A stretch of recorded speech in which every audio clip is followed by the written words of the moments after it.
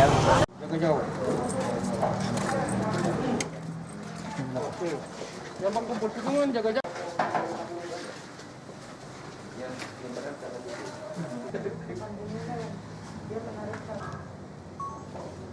Dia pakai helm enggak? Sudah. Tuh.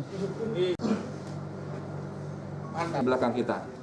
Itu ada yang ditanyakan?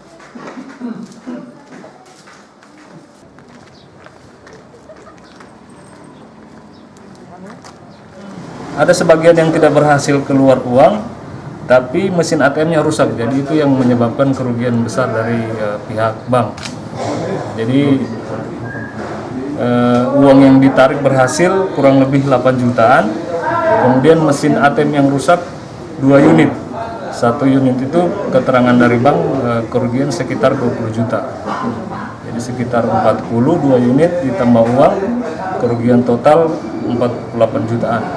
Masih masuk jarak berapa?